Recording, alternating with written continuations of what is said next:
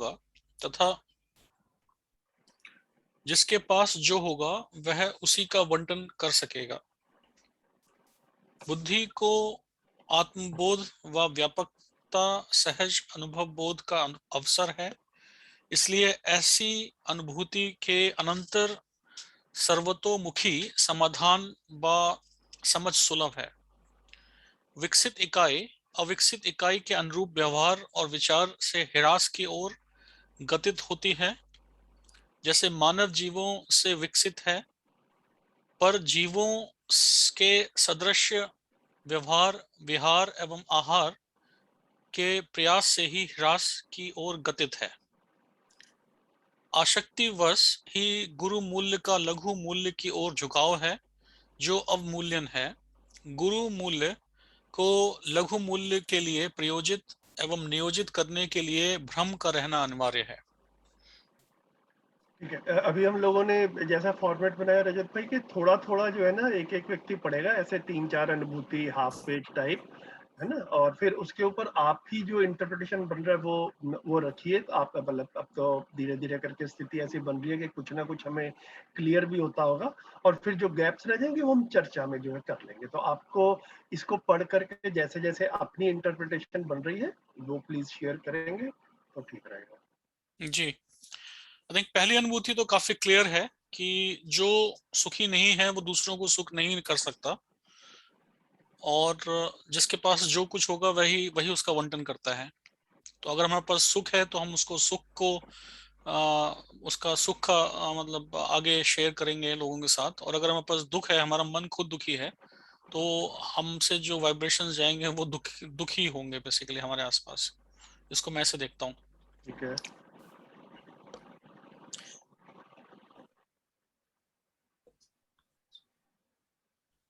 ठीक है, अगले को भी देख लेते हैं। जी, ये थोड़ा सा मुश्किल है मेरे को अभी नहीं समझना। नहीं, फिर भी मतलब हिंदी में ही पढ़ के जितना जी बन रहा है।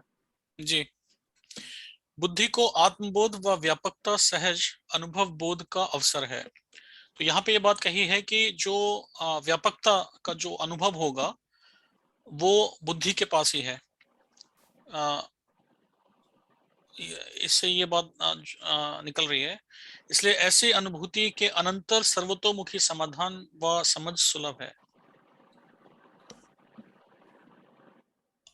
तो जो हम कहते हैं कि अनंतर समाधान सुलभ है नहीं है, क्या वो क्षणिक होगा सुख या नहीं होगा, तो यहाँ पे बात कह रहे हैं कि ऐसा पॉसिबल है कि जो समाधान है वो अनंतर रह सके, और वो जो चीज है वो बुद्धि के पास ही है, उसमें ही आत्मबोध है, और उस पर ही व्यापकता को समझने का व्यापकता के अनुभव का बोध होने का उसके पास बुद्धि के पास जो है वो अवसर है, या उसके पास पोटेंशियल है बेसिकली। बढ़िया। तो इसमें जो कह रहे हैं कि बुद्धि के पास में जो ये हम पोटेंशियल कह रहे हैं, जिसको हम अपॉर्चुनिटी कह रहे हैं, ये दो चीजों की अपॉर्चुनिटी है। एक है आत्मबोध होने की अपॉर्चुनिटी, और एक है व्यापकता के बोध होने की अपॉर्चुनिटी। ठीक है, मैं क्या हूं ये समझ आना, में सहायता करना भी बुद्धि का ही काम है, और बुद्धि के पास में अपॉर्चुनिटी भी है वो करने की। और साथ में पूरे एग्जिस्टेंस में जो वास्टनेस है, और उस वास्टनेस में भी एक सूत्रता है। ठीक है, उस उसको अनुभव करने का अवसर भी जो है वो बुद्धि के पास में है। ठीक है, तो ये जो है ये इस लाइन से जो है ऐसा कह रहे हैं कि ये बुद्धि के पास में दोनों अपॉर्चुनिटीज है। अब रियल लाइफ में हम लोग जीते हुए बुद्धि को कहाँ इन्वेस्ट कर रहे हैं? मतलब ये मैं क्या हूँ इसको समझा जाए, और ये जो पूरा का पूरा एग्जिस्टेंस है, और उसी एग्जिस्टेंस में मेरी फैमिली भी है, उसी एग्जिस्टेंस में मेरी सारी रिलेशनशिप्स भी हैं, उसी एग्जिस्टेंस में सोसाइटी भी है ना, तो उसको भी मैं समझ सकता हूँ। एक तो ये वाली अपॉर्चुनिटी है, और दूसरा जो हमने काफी देखा ऐसा कि बुद्धि को जो उसका मेन पर्पस रहता है वो रूप पद धन बल को बढ़ाने के लिए लगा दिया जाता है ना। तो एक ये भी भाषा बनती है कि आदमी आदमी जितना इंटेलिजेंट है वो फिर उतना पैसा कमा सकता है और उतने अच्छे पद पर जा सकता है। तो ये बुद्धि के पास में पोटेंशियल है, जैसे आपने कहा अपॉर्चुनिटी है, लेकिन उस अपॉर्चुनिटी को हम किस तरफ इन्वेस्ट कर रहे हैं, है ना। ऐसा भी नहीं कह रहे कि या इस तरफ करना है या उस तरफ करना है ना? मतलब वो प्रिय हित लाभ भी चाहिए, भौतिकता भी चाहिए, लेकिन ये वाला भी एक जो है मैं क्या हूँ, ठीक है? और जब मैं क्या हूँ ये समझ में आता है तो हर मानव क्या है ये समझ में आता है, और फिर परिवार और समाज समझ में आता है। तो वो भी समझना है, वो वाला पार्ट जो है वो मिसिंग रह जाता है। तो हम बुद्धि को ये आत्मबोध और व्यापकता का अनुभव बोध जो है ये इसकी अपॉर्चुनिटी है। और ये जो अनंतर शब्द है ना भैया, ये इसको मैं बार बार कहूंगा, दो शब्द आते हैं, ये हम अपना नोट कर ले, क्योंकि ये नहीं तो इसको हम हर बार अपने नए तरीके से इसका मतलब निकालते हैं। दो शब्द आते हैं, अनंतर और पर्यंत। तो पर्यंत जब आता है उसका मतलब होता है कि उससे पहले, और अनंतर होता है कि उस इवेंट के बाद में। तो जब हम बोलेंगे कि अनुभूति के अनंतर, इसका मतलब अनुभूति या अनुभव होने के बाद में। और अगर बोलेंगे अनुभूति पर्यंत, उसका मतलब होगा कि अनुभूति होने से पहले। ठीक है, तो ये पूरे मध्यस्थ दर्शन में ये बड़ी प्रिसाइजली इन दोनों शब्दों को ऐसे प्लेस किया गया है। अनंतर मतलब अनुभूति के अनंतर, अनुभूति के बाद। तो ऐसी अनुभूति के बाद में मतलब आत्मबोध की अनुभूति और व्यापकता की अनुभूति, ऐसी अनुभूति के अनंतर मतलब ऐसी अनुभूति के बाद जो है सर्वतोमुखी समाधान और समझ जो है वो हमारे पास में है। उससे पहले नहीं है, उससे पहले हमें मानव ही समझ में नहीं आया। तो ये मेरे को काफी एक इम्पोर्टेंट सी चीज लगती है कि जब तक मानव समझ में नहीं आएगा, हमारे घर की समस्याएं, हमारे देश की समस्याएं और इस दुनिया की समस्याएं सॉल्व नहीं। हर देश में कहीं ना कहीं पर हम देखते हैं कि कॉन्फ्लिक्ट्स चल रहे हैं, पॉलिटिकल पार्टीज हैं, रिलीजन के कॉन्फ्लिक्ट्स हैं, है ना? बेशक हमें कई बार लगता है कि कुछ प्रॉब्लम्स जो है वो भारत में ज्यादा दिखती हैं, बाहर नहीं दिखती हैं, लेकिन मैं काफी बार बड़ी आसानी से इस चीज को देख पाता हूँ कि बाहर की भी काफी सारी प्रॉब्लम्स जो है वो उस तरह से ही दिखती है जो हमारे यहाँ पर दिखती हैं, है ना? यूएसए में प्रेसिडेंशियल इलेक्शन होता है तो जिस तरह से पार्टीज एक दूसरे के ऊपर जो आरोप लगाती हैं वो किसी भी तरीके से भारत से भिन्न होता हो यहाँ के इलेक्शन से, ऐसा मेरे को नहीं दिखता है। तो कॉन्फ्लिक्ट्स जो है वो कैसे रिजॉल्व होंगे, जो हमारा विश्व परिवार या वर्ल्ड फैमिली या वसुधैव कुटुंबकम की बात करते हैं, और हमारा एक लगता भी है कि हाँ भैया वो एक स्थिति चाहिए, वो सर्वतोमुखी समाधान के साथ में आएगी, वो आदमी समझ में आएगा तब वो चीज। ठीक है, तो आदमी समझ में आना जो है वो मैं अपने को समझता हूँ तो दूसरे मानव भी समझ में आते हैं, और फिर सब कुछ समझ में आता है। इसको सर्वतोमुखी समाधान जो है वो कहते हैं। ठीक है, शिल्पा दीदी ने हैंड रेज किया है। हाँ भैया, मैं पूछ रही थी कि जैसे हम साढ़े चार क्रिया में भ्रमित मानव जीता है, तो उसमें जैसे चित्रण तो है ही हमारा जो रहता है प्रिय हित लाभ पे, जो हमारा चिंतन है मतलब उसमें भी तो हम प्रयोजन ढूंढते हैं, मतलब चिंतन का अर्थ वही होता है ना जिसमें प्रयोजन है। तो फिर ये बुद्धि हमारी जो कहते हैं चुप रहती है, मतलब वो क्या होता है, मतलब हम भी मीनिंग तो ढूंढ ही रहे हैं, जैसे हाँ अभी हम हाँ भ्रमित हाँ हैं, तो हाँ हाँ। ये बुद्धि थोड़ा सा एक्सप्लेन करेंगे, मतलब नहीं नहीं, हाँ चिंतन। हाँ हाँ, वो करेंगे। अभी देखिए एक अगले पेज पे अनुभूति आने वाली है, उसको वो जो आपका प्रश्न है उससे डायरेक्टली लिंक होता है, तो आपने प्रश्न पूछ लिया है तो उसी को पढ़ लेते हैं पहले। ये है, ह्रास की सूचना रहते हुए भी विकास के स्पष्ट ज्ञान एवं निष्ठा के अभाव में मानव विवशता पूर्वक अर्थात भ्रम पूर्वक पतन की ओर गतित है। ठीक है, चीजें गलत हो रही हैं, मैं गलत दिशा में जा रहा हूं, समाज गलत दिशा में जा रहा है, ये सूचना रहते हुए भी सही दिशा क्या है वो नहीं मालूम, है ना? तो विकास के स्पष्ट ज्ञान के अभाव में ये कह रहे हैं, है ना? तो तो जो मतलब जो ये आपका, बुद्धि में होता है ये जो है हाँ तो ये जो स्पष्ट चित्त ज्ञान। में जब हम प्रयोजन ढूंढ रहे हैं दीदी, तो प्रयोजन जो वो ढूंढ रहे हैं ना, वो काफी बार हम उस प्रयोजन को एक अपना पराया के दायरे में ढूंढ रहे रहते हैं, है ना कहीं पे उसका जो है वो एक यूनिवर्सैलिटी वाला पार्ट जो है, वो सार्वभौमिकता वाला पार्ट जो है वो मिसिंग रहता है। काफी जो है चीजें जो है, मैं ठीक रहूं, मेरा परिवार ठीक रहे, मेरे धर्म के लोग ठीक रहे, मेरे देश के लोग ठीक रहे, काफी जो है कहीं ना कहीं पर जाकर यहाँ पर सीमाएं लग जाती है। ये सब कुछ साढ़े चार क्रिया में ही है। तो मतलब सिर्फ मैंने अपने अलावा दूसरों का सोचना शुरू कर दिया, ये एक अच्छी बात है, इसको हम संवेदनशीलता कहेंगे, लेकिन जब तक वो सबको अपनी कल्पनाशीलता में नहीं लेकर आता है, तब तक वो अधूरा है। तो वो क्रिया बुद्धि में होती है। वो 4.5 से आगे होती है। तो वो चित्त में जो चित्रण के अलावा दूसरी वाली क्रिया जिसको हम चिंतन या साक्षात्कार कह रहे हैं, उसको जो है वो कह। तो अब साक्षात्कार में या चिंतन में होने वाली मेन चीजें क्या है? एक तो अभौतिक सच्चाई की तरफ ध्यान जाना शुरू होता है। ठीक है? इससे पहले जब तक हमारा वो चिंतन या साक्षात्कार वाला पार्ट नहीं रहता, आदमी को भौतिकता प्रधान जिंदगी जो है ना वही सही लगती है। तो एक स्टेज आ सकती है उस भ्रम की पीड़ा में जो हम लोगों के साथ में मुझे ऐसा लगता है कि आई है कि भैया ये सब पूरा नहीं पड़ रहा है। ठीक है?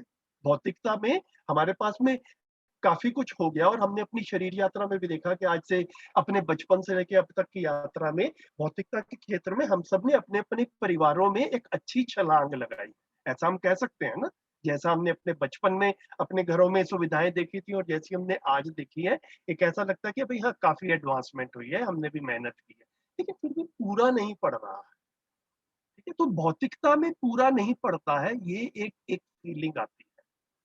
तो अभौतिक भी कुछ है।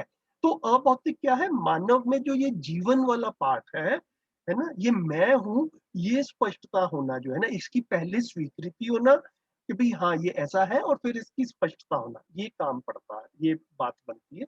और दूसरा जो आप कह रहे हैं, भौतिक रासायनिक वस्तुओं का भी यूनिवर्सल प्रयोजन रहता है, उस प्रयोजन को पहचान पाना। है ना? तो उस प्रयोजन को पहचान पाना और फिर उसके अनुसार अपने को आदमी इवेल्युएट करता रहे कि मैं कितना उसके अनुसार जी पाता हूँ अपने साथ में। अभी बहुत स्ट्रिक्ट ना हो, बहुत हार्श ना हो, काफी बार उसमें भी प्रॉब्लम हो जाती है, लेकिन कम से कम इसको हम पहचानना शुरू कर दें कि भाई हाँ ये जो है ना एक प्रयोजन रहता है ना? कपड़े का कुछ प्रयोजन है, गाड़ी का कुछ प्रयोजन है। क्या मैं उस प्रयोजन के साथ ही उस वस्तु को ले रहा हूँ या कहीं ना कहीं पर मैं भी उसके साथ में सम्मान को जोड़कर जी रहा हूँ? है ना? तो ऐसा हो सकता है कि अभी सम्मान जुड़ा हो, लेकिन उसको पहचान लेना भी एक बड़ा बढ़िया काम है ना? फिर धीरे-धीरे काम किया जाए, अपने पे किया जाए, परिवार पे भी किया जाए। जितना सब मिल के कर पाएँ उतना ही किया जाए, ज़्यादा हार्श ना हो, ये जो है मेरी सबसे रिक्वेस्ट है। ये गलती हो जाती है, हमें लगता है कि भैया अब मेरे को पता चल गया, अब मैं तो सब घर पे मेरी ही चलेगी, वो जो है वो भी उलट-पुलट हमको इतना नहीं करना है। ठीक है? वापिस आते तो रजत भाई ये जो अभी ये इसकी बात हो गई, ये ठीक हो गई ना इतना जितना हमने करी? जी भैया, ठीक है? क्लियर। तो ठीक है। बाकी साथी भी ये 2 अनुभूति की बात हो गई, इस पे किसी का कुछ बनता हो अपनी तरफ से शेयरिंग या अपनी तरफ से कुछ और ध्यान जा रहा हो, प्लीज़ करें साथ-साथ।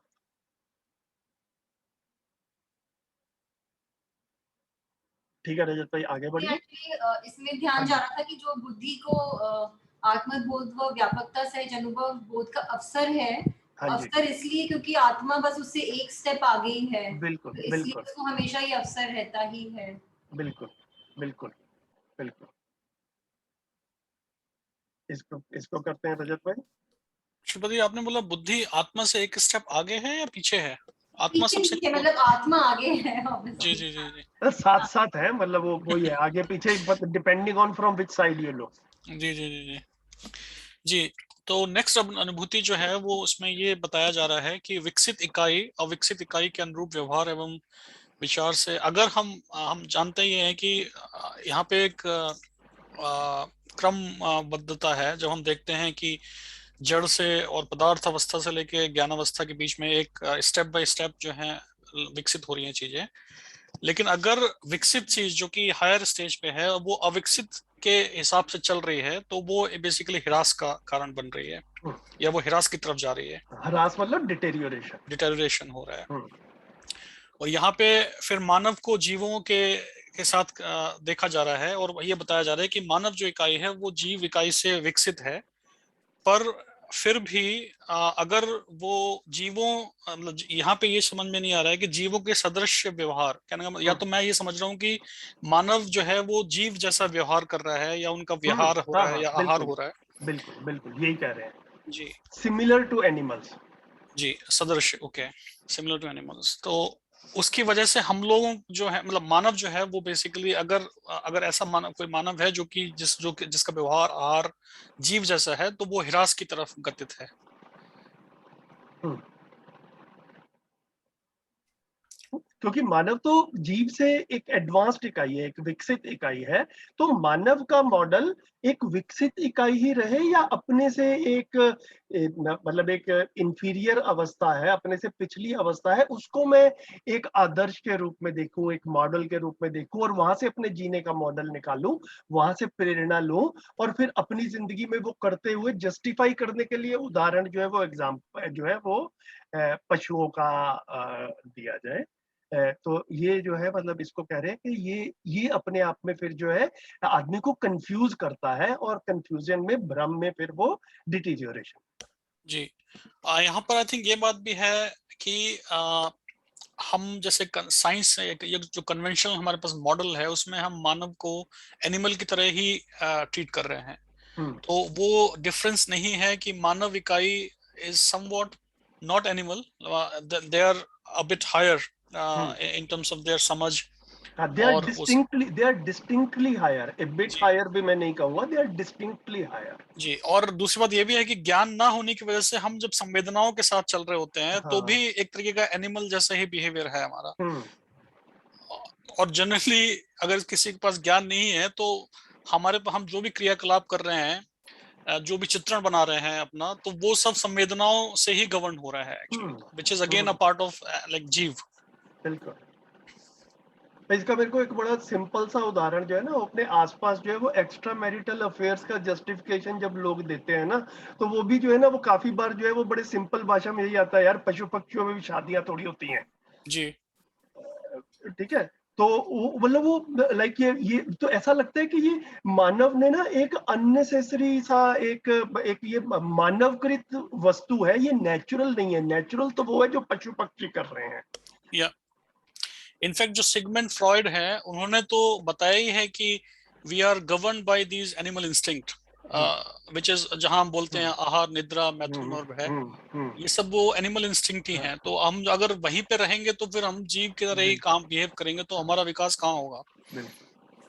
तो ये यहाँ पर जो है बड़ी क्लियरली कह रहे हैं कि भ्रमित मानव एनिमल इंस्टिंक्ट्स की से गवर्न रहता है ना। उसमें जो है वो ये चार विषय और ये बाकी सारी चीजें जैसे हैं, तो वो उस हिसाब से है। तो जागृत मानव का जीना एक अलग जीना है। ठीक है। और हम अपने में भी इसको फील कर ही पाते हैं, जिसको हम अपना मानते हैं। काफी बार मेरे को ऐसा लगता है कि ये अपनी एक सहज स्वीकृति के लिए ना हम ये वाले प्रश्न टटोल कर देखे जाए कि जिनको हम बिल्कुल अपना मानते हैं, उनको हम किस तरीके से जीता हुआ देखना चाहते हैं, है ना। तो बड़ी क्लियरली देख पाते हैं कि भैया ये एनिमल्स वाला जीना जो है ये हमको स्वीकार नहीं है ना। हमारे बच्चे भी वैसे जिएंगे तो ठीक से नहीं जी पाएंगे, ये बड़ी आसानी से क्लियर होता है। तो मानव जो है जीव अवस्था से एक अलग इकाई है। ये मध्यस्थ दर्शन का एक बड़ा कॉन्क्रीट और बड़ा मतलब वेल सपोर्टेड विद एविडेंस जो है एक एक प्रपोजल है।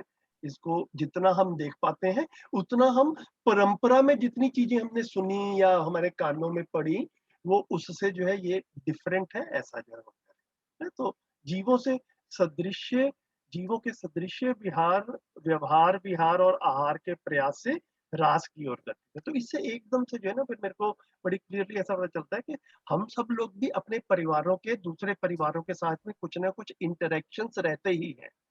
तो ये हमारे मूल्यांकन पर भी डिपेंड करता है कि अब हमारे जो दूसरे परिवारों के साथ में इंटरेक्शंस हो, हमारे बच्चे हमारे साथ में जाते हैं दूसरे परिवारों में, वो दूसरे परिवार भी भ्रमित परिवार की कैटेगरी में आ रहे हैं या समझदार वाले परिवार की कैटेगरी में आ रहे हैं। तो हमारे बच्चों को भी जो है किस तरह का एनवायरनमेंट जो है वो हम दे पाते हैं। मतलब बियॉन्ड एन एज बच्चे इंडिपेंडेंट हो जाते हैं, लेकिन छोटे बच्चे काफी बार मम्मी पापा के साथ में ही चलते हैं up to a certain age, मतलब टीन एज तक जो है काफी कुछ ऐसा देख पाते हैं। टीन एज का हो या उससे कम जैसे भी जहाँ की स्थितियां हो। तो धीरे से मैं अपने परिवार में ये देख पाया कि हमको जो है एकदम से ऐसा लगा कि हाँ हमारे को ये वाला एनवायरनमेंट जो जो ज्यादा सूट करता है। हमें हमें ऐसा क्लियरली दिखता है कि ये वाला एनवायरनमेंट ठीक है। तो अब जितने पुराने हमारे संबंध परिवारों के चल रहे हैं, कजन्स हैं, भाई बहन हैं, उनको छोड़ना भी नहीं है, लेकिन हमारे ऑप्शंस भी हैं कि ये जो हमको ये जीवन विद्या में हमसे आगे समझे हुए लोग मिले, उनके साथ में हमने पारिवारिक इंटरेक्शंस जो हैं उनको बढ़ाया, और जो इसमें रुचि रख रहे हैं आप जैसे सब लोग भी जो हमारे साथ में चले धीरे धीरे करके, तो एक ऐसा लगता है कि हाँ बातें भी ये हो, है ना, मानसिकता में भी ये बातें आए, तो ये सही वाला व्यवहार क्या होता है, ये भी बच्चों के चित्रण में आए। शुरू में तो बच्चा अनुकरण अनुसरण ही देखता है, तो हम उसको सही वाले भी चित्रण जो है वो बच्चे के मन में वो भी बैठा पाए। मतलब ये भी एक मेरे को लगा कि जिम्मेदारी के रूप में हमारा पेरेंट्स का ये एक कार्यक्रम जो है वो बनने की संभावना बनती है। जी भैया। ठीक है, अगला वाला भी कर लेते हैं भैया। यहाँ पर उसी पॉइंट को आगे बढ़ाया गया है कि गुरु मूल्य और लघु मूल्य। प्रिंसिपल ये है कि गुरु मूल्य में लघु मूल्य समाया हुआ है, लेकिन अगर इसका उलट हो जाए, अगर गुरु मूल्य लघु मूल्य की तरफ झुक जाए तो भी वो अवमूल्यन या हिरास के लिए उसका जो है मतलब हिरास होगा। और इसका रीजन यहाँ पर आसक्ति बताया है। आसक्तिवश गुरु मूल्य का लघु मूल्य की ओर झुकाव है, जो कि एक तरीके से अवमूल्यन है, और गुरु मूल्य को लघु मूल्य के लिए प्रयोजित व नियोजित करने के लिए भ्रम, इसके लिए ये भ्रमित मानव है। एक्चुअली ये बिल्कुल उल्टा हो गया। नहीं नहीं, हाँ तो वही कह रहे हैं, आसक्तिवश ही, आसक्तिवश मतलब 4 विषयों में मग्न रहना, है ना, मतलब ये जो है वो मेन मेन एक तरह से हम आसक्ति को वैसा कह सकते हैं कि इंद्रिय सुख में से ही सुख ढूंढना। तो ये अवमूल्यन है, ये जो है मतलब अपनी जिंदगी का अंडर इवेल्युएशन है। जिंदगी में कुछ बड़ा किया जा सकता था, एक बेटर चीज थी, उसकी बजाय हमने अपनी पूरी पूरी की पूरी जो है वो जीवन शक्तियां जो है वो उनको इसी तरफ लगा दिया, लघु मूल्य की तरफ लगा दिया। तो गुरु मूल्य को लघु मूल्य की ओर प्रायोजित और नियोजित, मतलब उसको उस तरफ इन्वेस्ट एंड डायरेक्ट करने के लिए भ्रम का रहना अनिवार्य है। मतलब नासमझी में ही ऐसा होता है, समझदारी में ऐसा नहीं होगा, ऐसा जो है सिंपल भाषा में कह रहे हैं। तो एक एग्जाम्पल के तौर पे अगर देखें इसको, कैसे एक गुरु मूल्य को हम कैसे लघु मूल्य की तरफ नियोजित और प्रयोजित कर रहे हैं एक भ्रमित अवस्था में, इसको कैसे हम एक एग्जाम्पल के तौर पे देख सकते हैं। गुरु मूल्य को लघु लघु मूल्य, हाँ मूल्य हाँ, में नियोजित या प्रयोजित कर रहे हैं, तो हम्म। इसको हम प्रैक्टिकल लाइफ में कैसे प्रैक्टिकल देख में सकते कैसे देखें, आप में से कोई बताओ, किसी का ध्यान जा रहा हो, मैं भी सोचूंगा। मैंने ऐसे बिल्कुल ऐसे कोई एग्जाम्पल हो रेडीमेड वो मेरा, हैं। जी जी। अब बाकी साथी बताएं कुछ, गुरु मूल्य को लघु मूल्य की तरफ जो है किसी का भी ध्यान जा रहा हो बताएं। भैया, for example, relationships, depending on materialistic things. Hmm uh, मतलब गिफ्ट्स फॉर एग्जांपल, गिफ्ट्स मिलेगा तो वो रिलेशनशिप स्ट्रांग रहेगा। तो बेसिकली जो जो गुरु मूल्य हुआ वो एक तरह से लघु मूल्य द्वारा स्पॉन्सर्ड हुआ। ओके ओके, और बताएं सुनील भाई। भैया हाँ जी, नहीं, जी बोलिए सीमा सुपर। ही बोल रही थी। हाँ हाँ, कोई नहीं, आप बोलिए पहले। नहीं आप बोलिए प्लीज। मुझे भैया इसमें ये लग रहा है कि गुरु मूल्य और जैसे जीवन में यही आप ह्रास की तरफ या विकास की तरफ जाते हैं इन साधनों का उपयोग करके, तो आई थिंक यहाँ पे थोड़ी बड़ी बात कर रहे हैं ये कि जो जीवन है अगर हमने उसको प्रिय हित लाभ या यही इंद्रिय सुख में लगा दिया और एक तरह से वो जो है बुद्धि की तरफ प्रत्यावर्तित होके या न्याय धर्म सत्य की तरफ ध्यान ना देके आसक्तिवश हम ये करते हैं। मुझे तो थोड़ा इस तरह लग रहा है। हाँ ठीक है, बिल्कुल ठीक है, वो कर तो ऐसे ही रहे, लेकिन वो कोई और एग्जाम्पल अगर मिलता रियल लाइफ में, शायद ऐसा ढूंढ रहे हैं। ट्राई करें, सब लोग करें ट्राई। शिल्पा दीदी आप बता रहे थे कुछ। हाँ भैया, मैं कह रही थी कि जैसे जो सार्वभौम व्यवस्था है या मतलब सब मानव को एक समझना, मतलब क्या कहते हैं, मतलब अपने से भिन्न नहीं समझना। तो जैसे फैमिली में हम बच्चे को सिखाते हैं कि सर्वेंट है तो उसको अलग मानो, तो मतलब जो गुरु मूल्य है, जो एक चीज हमें वो ह्यूमैनिटी की तरफ जो जाती है वो चीज, उसको हम लघु मूल्य बना देते हैं कि नहीं हम ऊपर है ये नीचे है, या मतलब ये तो हमें हमेशा से ही दिखता आया है, मतलब तो ये मेरे को एग्जाम्पल आ रहा था मन में। और बताएं, सुनील भाई ने भी वीडियो ऑन किया था। सुनील भैया आपका कुछ बन रहा हो एग्जांपल, आप बताएं। ये अभी मैं इसमें देख रहा था परिभाषा संहिता में गुरु हम्म, मूल्य, ये आसक्ति का मतलब जो लिखा हुआ हम्म, है उसमें ये लिखा हुआ है कि लघु मूल्य को लघु मूल्य को ज्यादा मानना गुरु मूल्य से, ये आसक्ति है बेसिकली। तो जिसको ठीक है। इंफॉर्मेशन नहीं है कि गुरु मूल्य क्या है लघु मूल्य क्या है, हम्म, और वो लघु मूल्य को ही ज्यादा माने हुए है, तो वो उसी के लिए प्रयास करेगा। इंसान हमेशा ज्यादा के लिए प्रयास करता है ना। तो जैसे अभी हम लोग जितना भी हमने टाइम लगा रहे हैं समझने में इन चीजों को, तो हम इस चीज को बड़ा मानते हैं, इसलिए हम इसमें टाइम लगा रहे हैं। किसी को लगेगा कि हाँ इस टाइम में मैं इतना पैसा कमा सकता हूँ, और उसे लगे कि हाँ पैसा कमाना ज्यादा इंपॉर्टेंट है, ये सब बातों में कुछ नहीं दे रहा है, तो वो तो उसी में लगाएगा अपना टाइम। तो उन्होंने ऐसा मान लिया है कि हाँ जो बड़ा मूल्य है वो ये जो लघु मूल्य की जो हम जिसकी बात कर रहे हैं उसको बड़ा मान लिया है। तो उसके लिए आसक्ति है, उस तरह से एक तरह से इन्वायरमेंट उसी में रहेगा। तो अभी क्लैरिटी नहीं है गुरु मूल्य और लघु मूल्य में, डिफरेंस की क्लैरिटी नहीं है, वही भ्रम है। ये जो लास्ट लाइन भी लिखी है यही भ्रम है, भ्रम है, इसीलिए ये क्लियर नहीं है। ठीक है, ठीक है। तो बढ़िया। ठीक है। तो जैसे उदाहरण रजत भाई कह रहे थे, तो मैं भी इतनी देर में पिछले 2-3 मिनट में जैसे उदाहरण सोचता रहा, अपने में भी बाकी सबने भी उदाहरण दिए हुए हैं। तो एक जो है ना, एक हल्का सा बिल्कुल अगर प्रैक्टिकल वे में देखें तो हम क्या कह रहे हैं कि मानव जो है वो शरीर और जीवन का संयुक्त रूप है। ठीक है। और साथ में क्या कहते हैं कि जीवन ही शरीर को चलाता है ना। इतनी बात जो है हमने यहाँ पर मध्यस्थ दर्शन में समझी, और ये हमको क्लियर भी होता है, ये एक्सेप्ट भी होता है कि शरीर अपने आप ही कुछ बोलना शुरू कर दे, कुछ काम करना शुरू कर दे, ऐसा नहीं है। जैसा जीवन में विचार आते हैं फिर उस हिसाब से शरीर जो है वो, मेरे को क्या पढ़ाई करनी है, कहाँ पे नौकरी करनी है ना, क्या करना है, ये सब कुछ जो है वो जीवन के अनुरूप जो है वो कार्यक्रम सा जो वो बनता है।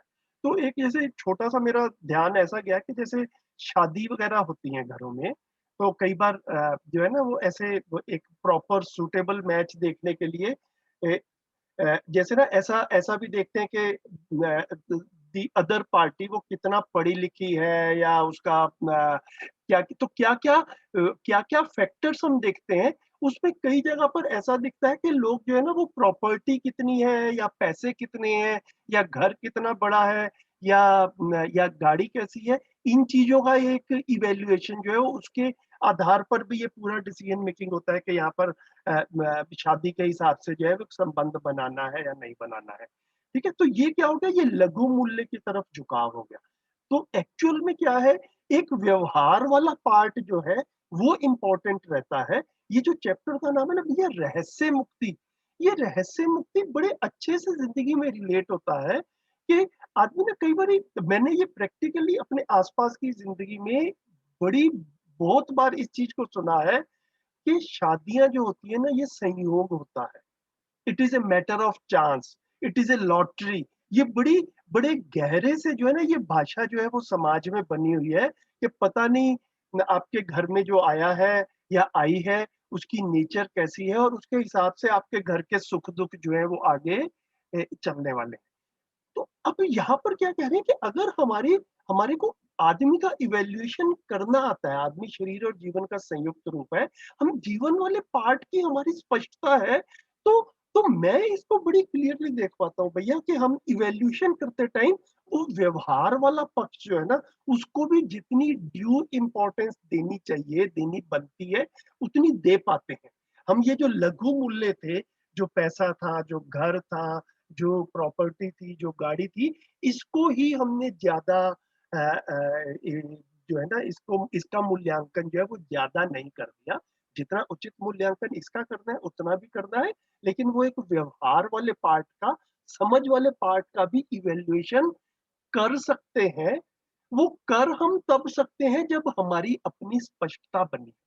तो जितना लोगों को भैया ये वाली चीज लॉटरी लगती है ये वाली चीज एक मैटर ऑफ चांस लगता है, उतना मेरी ऐसा निष्कर्ष निकलता है कि काफी कुछ जो है इस चीज की अभी क्लैरिटी नहीं है, इसीलिए जो है इसको जो है वो एक एक जो है ना वो संयोग टाइप की चीज जो है वो कह के एक आदमी घुटने टेक देता है। तो तो जो आपका सवाल था कि गुरु मूल्य और लघु मूल्य, तो मतलब आदमी का भी मूल्यांकन करते टाइम या संबंध के लिए घर का मूल्यांकन करते टाइम भी हमारा झुकाव किस तरफ है, इसको भी देखते हुए हम इस एग्जाम्पल को ऐसा ऐसा मुझे लगा। बाकी आप भी शोध करते रहेंगे तो और क्लियरिटी बनेगी। काफी क्लियर हुआ, सभी लोगों का जो इनपुट आया उससे ये चीज क्लियर हुई हम सबको। ठीक है, बढ़िया बढ़िया भाई रजत भाई, थैंक यू। ये 4 अनुभूतियां हमने अच्छे से कर ली डिस्कस। आगे कौन पढ़ेंगे? मैं पढ़ लेती हूँ भैया। ठीक है दीदी। यथार्था से भिन्न मान्यता ही भ्रम है। ह्रास की सूचना रहते हुए भी विकास के स्पष्ट ज्ञान एवं निष्ठा के अभाव में मानव विवशता पूर्वक अर्थात भ्रम पूर्वक पतन की ओर गतित है। अपराधहीन व्यवहार के लिए सार्वभौम व्यवस्था की प्रेरणा, न्यायपूर्ण विचार के लिए सामाजिक आचरण का प्रभाव, धर्मपूर्ण इच्छा के लिए अध्ययन एवं सुसंस्कार का प्रभाव तथा अज्ञान रहित बुद्धि के लिए अंतर्नियामन का प्रभाव आवश्यक सिद्ध होता है। अतः परस्परता में जो व्यतिरेक है उसे उन्मूलन के लिए तथा परस्परता में विश्वास को उत्पन्न करने के लिए जो जागृति के लिए प्रथम सोपान है, मानवीयतापूर्ण आचरण व सामाजिकता, न्यायपूर्ण व्यवस्था, सह अस्तित्व रूपी सत्य प्रतिष्ठित शिक्षा एवं इसमें विश्वास पूर्वक व्यक्तिगत निष्ठा उत्पन्न करना सबका सम्मिलित दायित्व सिद्ध होता है। ह्रास एवं विकास का जो क्रम है वह आवर्तनशीलता के आधार पर सिद्ध होता है। प्रत्येक मानव जागृति ही चाहता है किंतु भ्रमवश ह्रास को प्राप्त करता है। इसका कारण मन, वृत्ति, चित्त, बुद्धि और आत्मा के बीच आवर्तन एवं प्रत्यावर्तन क्रिया एवं उसके प्रभाव का ज्ञान न होना ही है, जो रहस्यता के रूप में मानव मन को उद्वेलित किए रहता है। रुक जाते हैं दीदी यहाँ पे। तो जो पहली अनुभूति है मतलब इस पेज की, यथार्था से भिन्न मान्यता ही भ्रम है। तो जो जैसा है उसको वैसा समझना, तो इसको हम प्रीवियस उससे भी लिंक कर सकते हैं कि जो गुरु मूल्य है हम उसी को नहीं पहचानते तो हम लघु मूल्य में ही फंसे रहते हैं। तो यथार्थता को समझना कि क्या है, मतलब क्या, मतलब व्हाट इज द रियलिटी।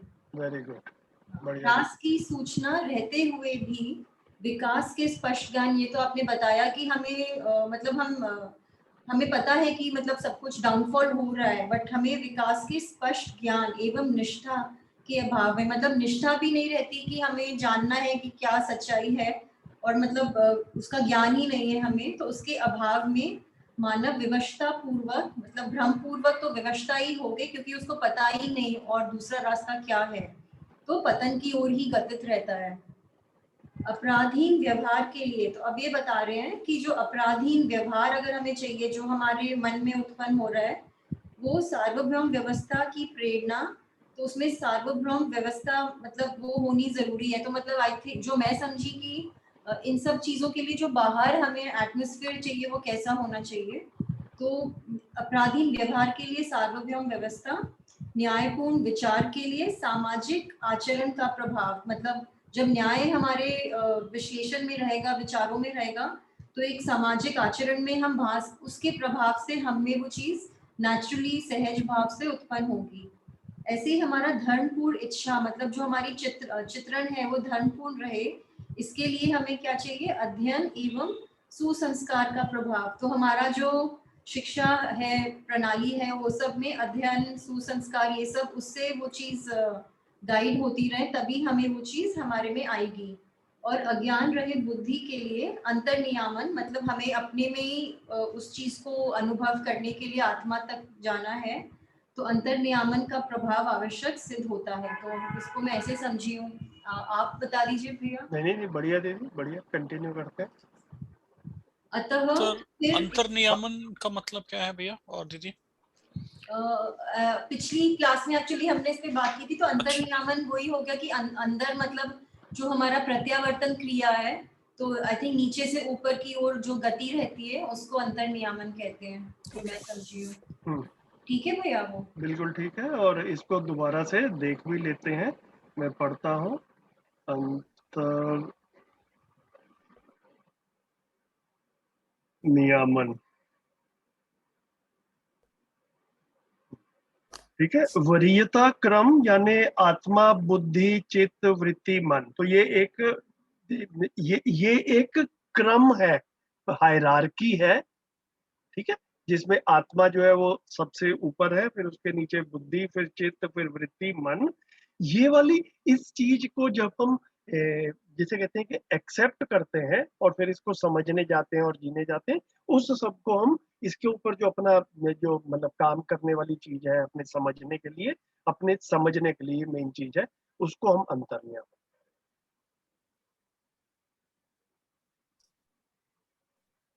जी नमस्ते भैया, नमस्ते सभी को। हाँ जी, भैया इसका कोई क्रम नहीं है, जैसे ऊपर से नीचे या नीचे से ऊपर, ऐसा नहीं है इसका? नहीं, क्रम मतलब वो एक श्रेष्ठता के हिसाब से तो बता ही रहे हैं ना दीदी, बार बार के मन से वृत्ति श्रेष्ठ है, वृत्ति से चित्त श्रेष्ठ है, चित्त से बुद्धि श्रेष्ठ है, और बुद्धि से आत्मा श्रेष्ठ है। ये तो बार बार आ रहा है।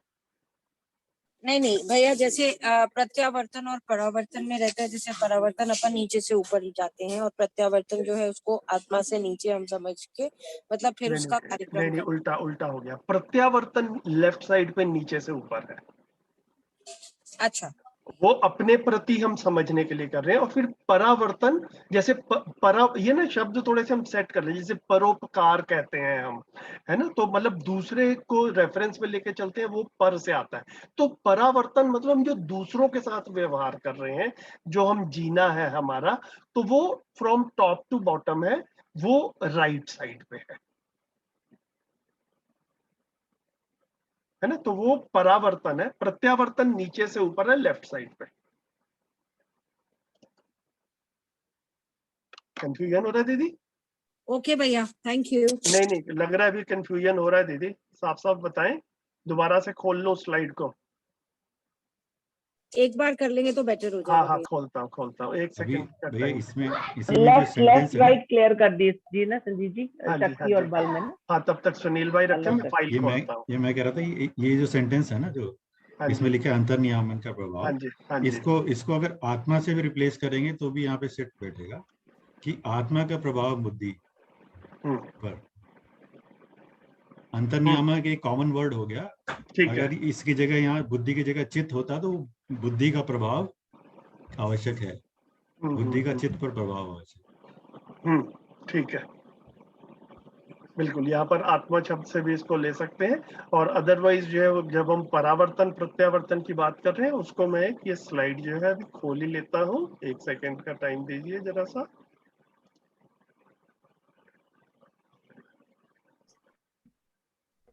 इसको हम समझना और समझाना से भी समझ सकते हैं जो आपने रखा। हाँ, एक सेकंड, मैं बस उसी को ही खोल रहा हूँ। ठीक है, ये हमने जो है ना, ये स्लाइड हमने कई बार देखी है इसको। तो जो लेफ्ट साइड पे नीचे से ऊपर जा रहा है, एक्चुअल में यही प्रत्यावर्तन है ना शालिनी दीदी? हाँ जी भैया। है ना, जिसको हम समझना कह रहे हैं, ये प्रत्यावर्तन है, ये अपने प्रति हो रहा है। ठीक है, और जो राइट साइड में है, जो जीना और जो जीना और समझाना है, इसको परावर्तन कह रहे हैं। और फिर हमने क्या किया था कि ये अगली स्लाइड अब मैं कर रहा हूँ इसको, कि जब हम पूरी समझ के साथ में जीते हैं, तो 10 क्रिया के साथ में जीते हैं, तब ये पूरा आवर्तन जो है ये अनुभव तक जाके ऐसे आता है। और 4.5 क्रिया में जीते हैं तो ये 4.5 में ही बस हो जाता है। ऊपर वाली जो है वो हमारे कोई रोल ही नहीं प्ले करती है, बिकॉज दे आर डॉर्मेंट। ठीक है भैया, थैंक यू सो मच। हाँ जी। भैया मैं फिर वो क्लैरिफाई कर रही थी, मैंने लास्ट टाइम भी पूछा था, तो प्रत्यावर्तन ही अंतर्नियामन है ना? इसका प्रभाव तथा अज्ञान रहित बुद्धि के लिए अंतर नियामन का प्रभाव। एक बार इनको भैया ये जो अंतर नियामन, सुनील भाई आपने जो भाषा यूज की थी उसको दोबारा से यूज कीजिए प्लीज।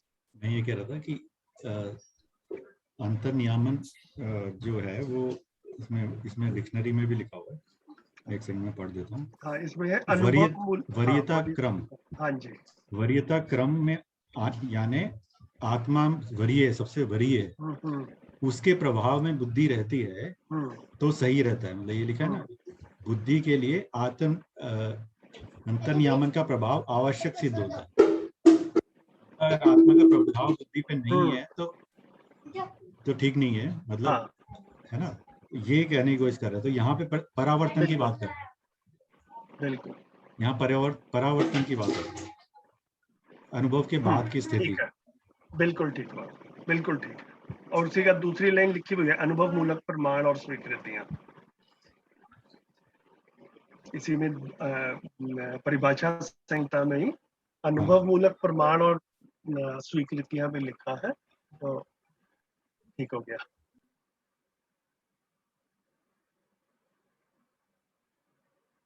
तो अनुभव शब्द आएगा तो बुद्धि का तो रहना मतलब अनिवार्य है ना? आत्मा का रहना अनिवार्य है, अनुभव का मतलब आत्मा। हाँ, सॉरी आत्मा का, है ना। फिर वो भाषा जो बार बार आती है, आत्मबोध रहित बुद्धि ही अहंकार है ना। मतलब उस चीज को हम याद रखें कि जब आत्मबोध नहीं रहता उस समय जो है वो एक अहंकार वाले स्टेज पे जो है हम रहते हैं।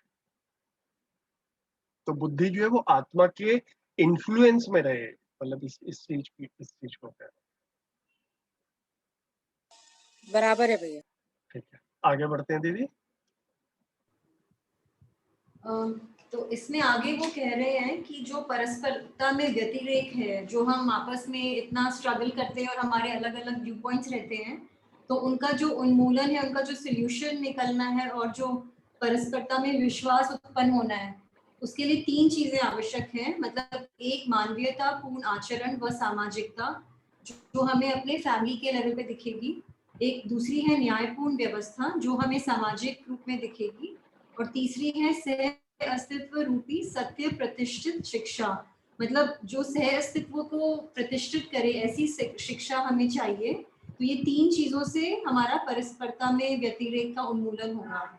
और इसके आगे विश्वास पूर्वक व्यक्तिगत निष्ठा उत्पन्न करना, तो इसके लिए हम सभी को प्रयास करना है और ये हम सबका सम्मिलित दायित्व सिद्ध होता है। मतलब ये हर मानव का एक बेसिक रिस्पॉन्सिबिलिटी है, जॉइंट रिस्पॉन्सिबिलिटी है सबकी।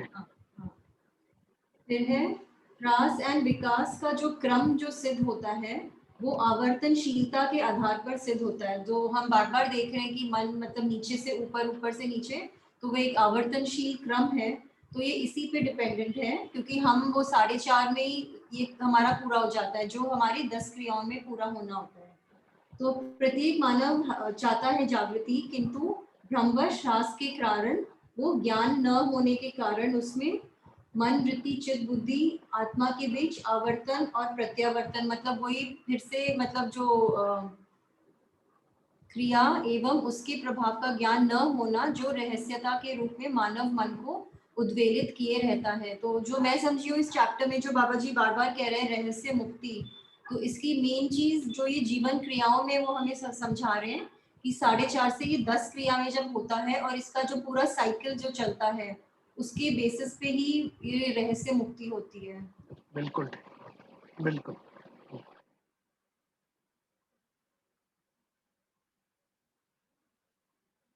ठीक है, तो मतलब इसमें मेरे को लग रहा है कि मतलब काफी कुछ स्ट्रेट फॉरवर्ड भी है और कुछ गैप रह भी जाता है, तो उसको बार बार पढ़ के और सोच के चीजें धीरे धीरे करके क्लियर होगी। बहुत अच्छे से रखा शिल्पा दीदी आपने। Thank you. सभी लोग एक्चुअली बहुत अच्छे से रख रहे हैं, अच्छे से रख रहे हैं और अपनी स्थिति भी इम्प्रूव हो रही है। यही परावर्तन प्रत्यावर्तन जो है हो रहा है। काफी चैलेंजिंग होता है खुद को एक्सप्लेन करना ना, मतलब हम आपको सुनते हैं तो बड़ा इजी लगता है, जब खुद बोलना पड़ता है बट बहुत बढ़िया हो रहा है। आई थिंक इससे हाँ, हमारा हाँ, डेफिनेटली स्टेप बिल्कुल बढ़ रहा है बिल्कुल। और मेरे समझने को लगता है कि काफी बार जैसे मैं भी रखता हूँ और मेरे को ऐसा लगता है कि आप भी रखते हैं, तो आपको महसूस होता होगा कि खुद को भी ना कहने के बाद में तृप्ति नहीं मिलती है। खुद को लगता है कि अरे भैया यार, ये जितने अच्छे से मैं रखना चाहता था भी नहीं रख पाया। फिर वो अपने और समझने के लिए कारण बनता है। हाँ, जैसे मैं उस टाइम उस एग्जाम्पल में अपना पराया कहना चाह रही थी, जो फैमिली का मैं दे रही थी, तो हम अपना पराया की इतनी दीवार खड़ी करते हैं, तो वही गुरु मूल्य में लघु मूल्य ना, उसमें फिर हम फंस जाते हैं। तो वही मैं वो वर्ड ढूंढ रही थी, उस टाइम ध्यान नहीं आ रहा था। आगे कौन पढ़ेंगे? मैं पढ़ता आप हूँ। पढ़ोगे? प्रीतो जी पढ़ेंगे।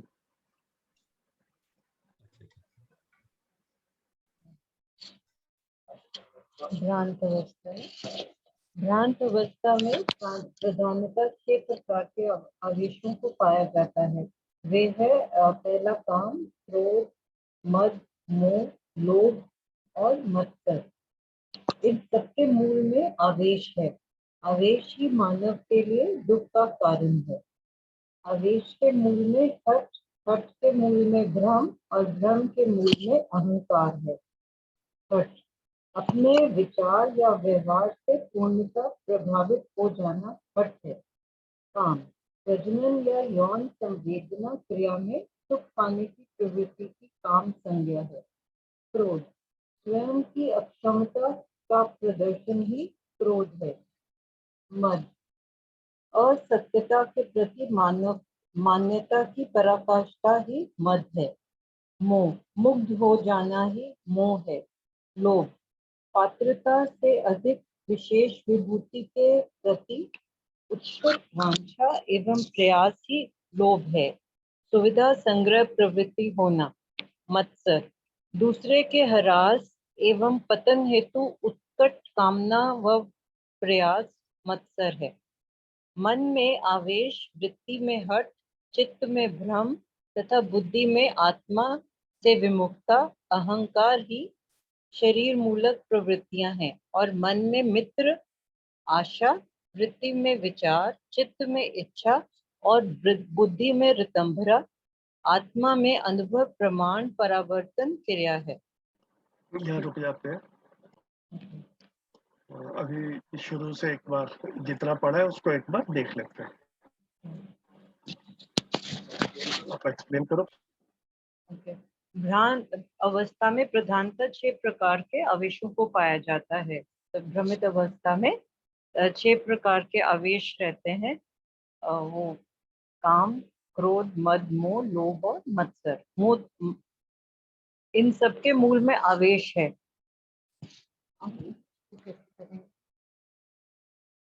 आवेश ही मानव के लिए दुख का कारण है। लाइक किसी भी चीज को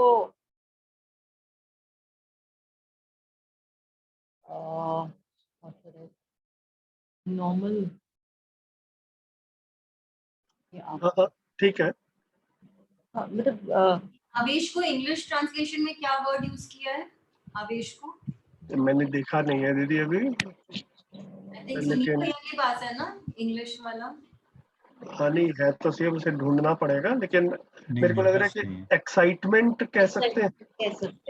बिल्कुल, कि इन सब के अंदर किसी भी चीज को लेके एक्स्ट्रा जो उसका अति हो जाती है तो वह आवेश रहता है। आवेश के मूल में, हाँ जी, एक्चुअली चार्ज बैक करना या अनकंट्रोलेबल तरीके से। एजिटेशन, दैट्स हाँ हाँ जी, एजिटेशन।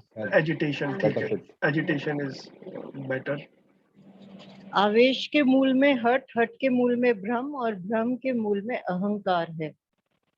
तो उसमें भी यही सारा का सारा कि हठ में, हठ जो है अपने विचार या व्यवहार से पूर्णतः प्रभावित हो जाना, कि हम अपने ही विचार को समझ मान लेते हैं, अपने ही विचार को सत्य मान के, और अपने ही समझ से हमें लगता है कि हम ही सही हैं, और उसी के अकॉर्डिंगली जब भी हम काम करते हैं तो वह हठ हो जाता है।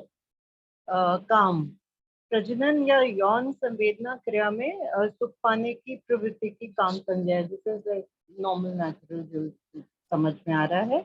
क्रोध, स्वयं की अक्षमता का प्रदर्शन ही क्रोध है। हम जब किसी भी सिचुएशन को वाइजली नहीं कंट्रोल कर पाते। मुझे लगता है जब हमें पूरी उसकी समझ नहीं होती है और हमें खुद को समझ नहीं आ रहा होता, तो हम लोग ही उससे इरिटेट होते हैं और वो हमारी इरिटेशन ही जो है वो क्रोध के रूप में बाहर आती है। तो ये है मद। असत्यता के प्रति मान्यता की पराकाष्ठा ही मद है। कि जो सही नहीं है उसी को सही मान के जीना और उसके प्रति पूर्ण निष्ठा से कार्य करते रहना, वह मद को मद उसे डिफाइन करता है। मोह, मुग्ध हो जाना ही मोह है। कि किसी मुग्ध क्या होगा? आसक्ति किसी की तरफ। जिसे कहते हैं कि जिसको हम शरीर के आधार पर संबंधों को पहचानते हैं, उसको मोह करेंगे। मतलब जैसे एक फीलिंग आती है कि मतलब सबके साथ में अपनेपन के भाव से पेश आना। एक होता है कि मेरे बच्चे के साथ में ठीक हो जाए, बाकियों के साथ में कुछ भी हो, मेरे भाई। तो ये बाबा जी ने पोएटिक भाषा थोड़ी सी यूज करने की कोशिश की है, इसको मोह को मुग्ध के साथ में करते हुए। मोटा मोटा जो है वो शरीर के आधार पर संबंध को पहचानना है ना, उसको जो है वो मोह जो है। अदरवाइज जो भ्रम से निकल कर जब आएंगे तो उसमें जो है वो जीवन के आधार पर संबंध को पहचानना। संबंध जो है वो जीवन का जीवन के साथ में है ना। ये वाली चीज जो हम यहाँ पर कहते हैं, जैसे मित्र संबंध है, मित्र संबंध में कोई ब्लड रिलेशन नहीं रहता है, नहीं होता उस है। चीज को लोभ, मतलब यहाँ पर पात्रता से अधिक विशेष विभूति के प्रति उत्कट वांछा एवं प्रयास ही लोभ है। सुविधा संग्रह प्रवृत्ति होना, तो पात्रता से अधिक की कामना करना ही लोभ को डिफाइन करता है। मत्सर, दूसरे के ह्रास एवं पतन हेतु उत्कट कामना व प्रयास मत्सर है। लाइक अगेन इज नेगेटिव, कि हम पूरी की पूरी कोशिश करें कि किसी दूसरे का खराब करें, तो उसका मत्सर। मन में आवेश, बुद्धि में हट, चित्त में भ्रम तथा बुद्धि में आत्मा से विमुक्ता अथवा अहंकार ही शरीर मूलक प्रवृत्तियां हैं। और मन में मित्र आशा, वृत्ति में विचार, चित्त में इच्छा और बुद्धि में रितंबरा, आत्मा में अनुभव, प्रमाण, परावर्तन क्रिया। तो ये परावर्तन की क्रिया को एक्सप्लेन किया गया है सर। संजीव भैया, मन में मित्र आशा, यहाँ पर किस बात को इंगित किया है? आवेश और मित्र आशा को जक्सटापोज रखा है, तो उसको समझना तो पहले मुश्किल मन है। में आवेश लिखा है, पेज पर है, पहले 2 पेजेस में मित्र आशा आया था।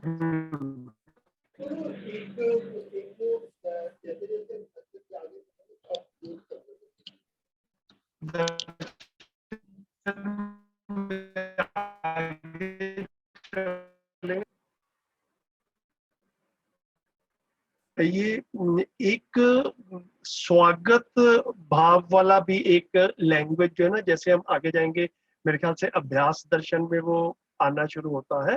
तो जैसे हम मन में देखते हैं कि मतलब जीवन में जो दुख और सुख होने वाला जो अंग है, वो जहां पर भी हमें दुखी और सुखी या अच्छा लगना या बुरा लगना वाला सेंस आता है, फीलिंग आता है, उस वाले पार्ट को मन कह रहे हैं।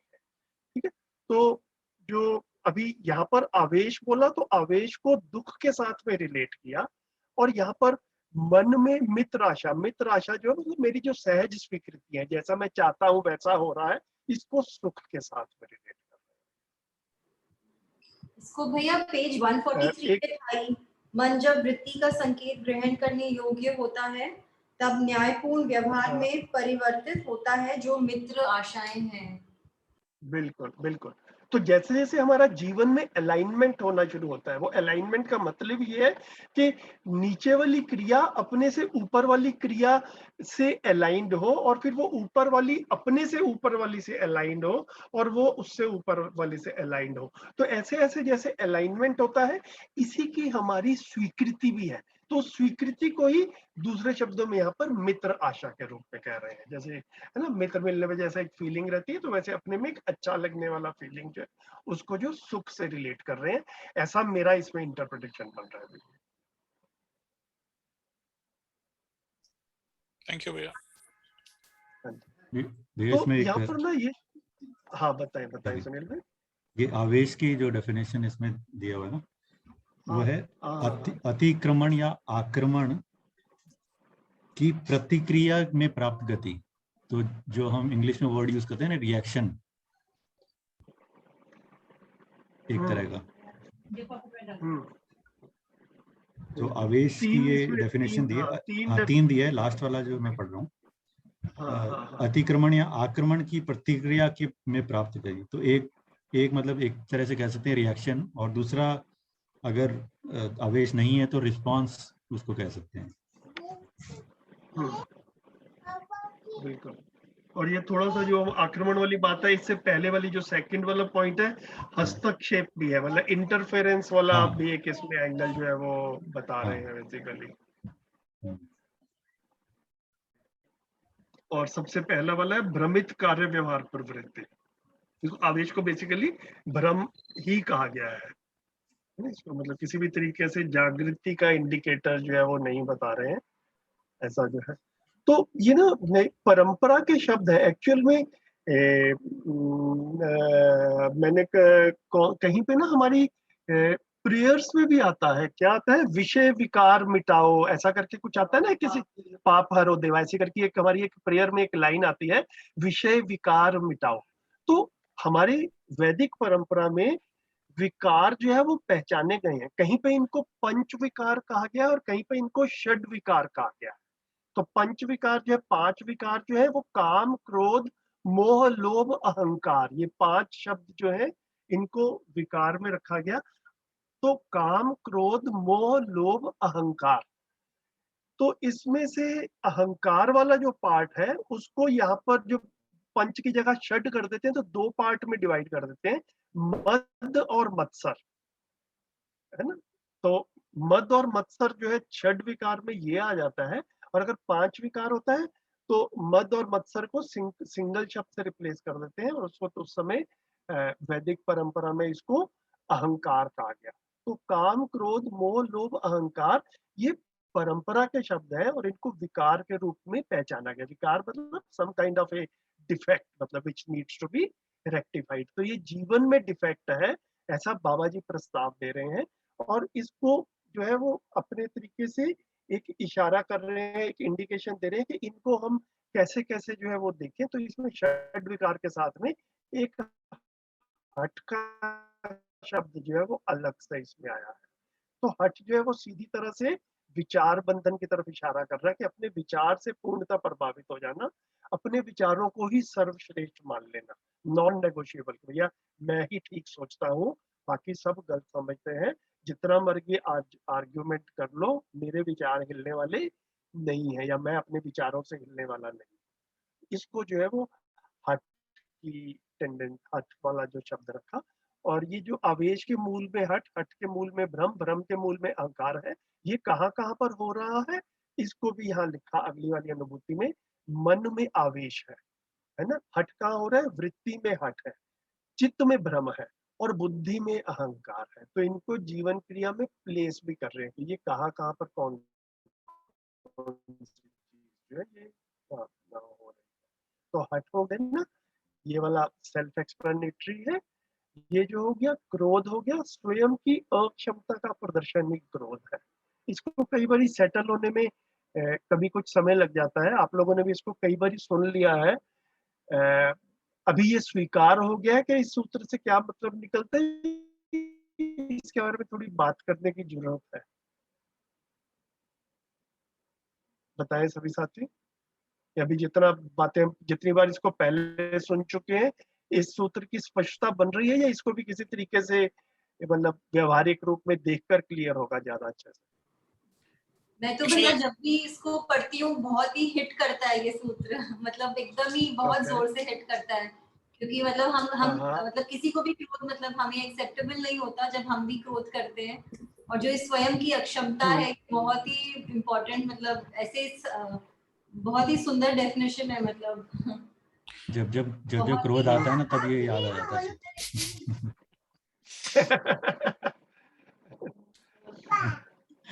ठीक है, ठीक है।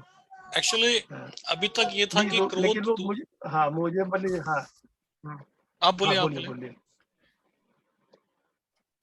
नहीं, मैं यही कह रहा था कि इसको प्रैक्टिकली कैसे देखें, प्रैक्टिकली कैसे फील करें, ये मैं पूछ रहा था आपसे। तो अभी तक लगता था कि जब गुस्सा आ रहा है हमको तो दूसरे की गलती है वहां पर।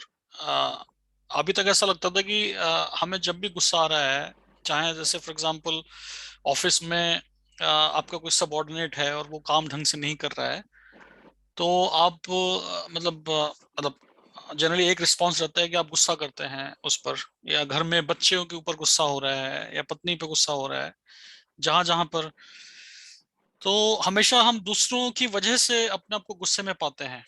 लेकिन यहाँ पर जो है जस्ट उसको एक डिफरेंट कॉन्टेक्स्ट में रखा है कि हम जो है ये यहाँ पे हमारी अक्षमता दिख रही है, हम उस सिचुएशन को डील नहीं कर पा रहे हैं, इसलिए अगर क्रोध आ रहा है तो वो हमारी अपनी वजह से आ रहा है, ना कि दूसरे की वजह से आ रहा है, which is quite eye opener I would say.